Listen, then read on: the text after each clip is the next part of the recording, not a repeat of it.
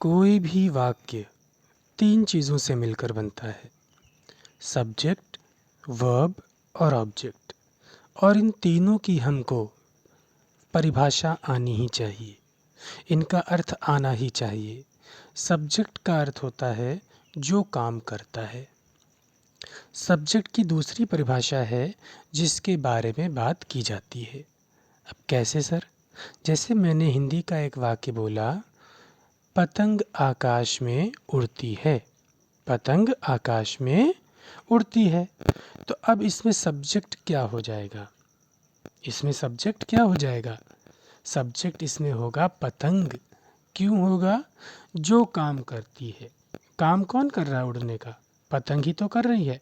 तो पतंग क्या हो जाएगी? सब्जेक्ट हो जाएगी। ठीक। अब अगला है जिसके बारे में बात की जाती है। नंबर 2 पर क्या लिखा है? जिसके बारे में बात की जाए। तो मैंने एक वाक्य बोल दिया, तनु एक अच्छी लड़की है। तो मैं किसके बारे में बात कर रहा हूँ? तनु के बारे में बात कर रहा हूँ। तो तनु क्या हो जाएगा?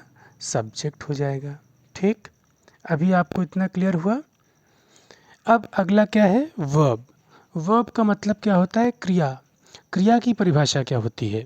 कुछ भी करना क्रिया कहलाता है।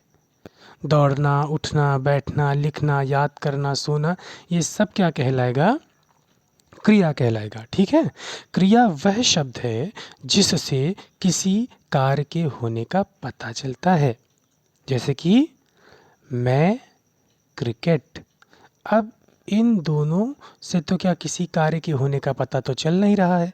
जब तक इसमें मैं खेलना शब्द नहीं लगाऊंगा तब तक हमें ये पता ही नहीं चल पाएगा कि कोई कार्य हो रहा है। ठीक है। तो मैं क्रिकेट खेलता हूँ, खेल रहा हूँ। तो इससे क्या पता चल रहा है कि हाँ कोई कार्य हो रहा है। तो वह शब्द जिससे किसी कार्य के होने का पता चले वो क्रिया कहलाएगा। अब मेज हो गई, टेबल हो गई, कुर्सी हो गई, ठीक है, बेड हो गया, पेन हो गया, क्या इससे किसी कार्य के होने का पता चल रहा है? इससे तो नहीं पता चल रहा है। ठीक, समझ में आ गया क्रिया क्या होती है? कुछ भी करना। ठीक है, doing anything is called a verb. कुछ भी करना क्रिया कहलाती है, बस इसको याद रखिए आप। जिससे किसी चीज़ की मतलब मोशन होने का पता चले। ठीक है। अगला देखते हैं ऑब्जेक्ट। ऑब्जेक्ट क्या होता है? ऑब्जेक्ट को हिंदी में बोलते हैं कर्म। ठीक है। सब्जेक्ट जो कर्म करता है। पहला पॉइंट क्या है? सब्जेक्ट के बारे में जो कुछ बताया जाए ऑब्जेक्ट होता है वो। जैसे कि मैंने कहा तनु एक अच्छी लड़की है। तो जिसके बारे में बात करेंगे वो तो सब्जेक्ट होगा, लेकिन जो बात करेंगे वो ऑब्जेक्ट होगा। मैंने क्या बात किया तनु के बारे में? वो एक अच्छी लड़की है। तो एक अच्छी लड़की ये क्या हो जाएगा? ऑब्जेक्ट हो जाएगा। मेरे पिताजी एक डॉक्टर हैं। तो जिसके बारे में बात करेंगे वो सब्जेक्ट हो जाएगा। पिताजी के बारे में बात करें तो पिताजी सब्जेक्ट हो गया।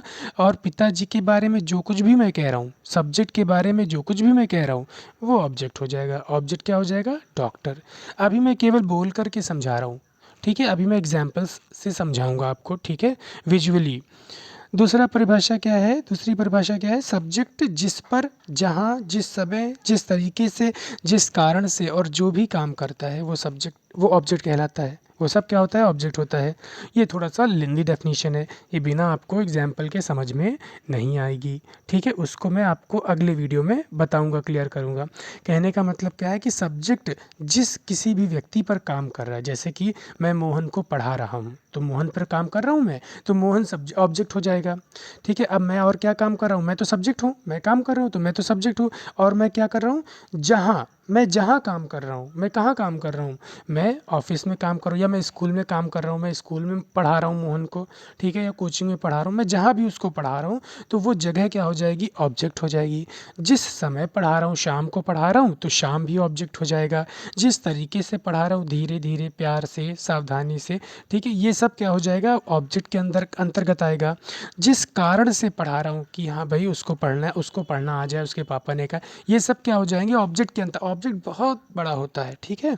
और जो भी काम कर रहा हूँ, मैं क्या काम कर रहा हूँ? अंग्रेजी पढ़ा रहा हूँ, तो अंग्रेजी क्या हो जाएगा? ऑब्जेक्ट हो जाएगा। ठीक है। तो मैं ये सब एक्सप्लेन करूँगा आपको। अभी केवल मोटा मोटा मैं आपको डेफिनेशन केवल मैंने आपको बताई है।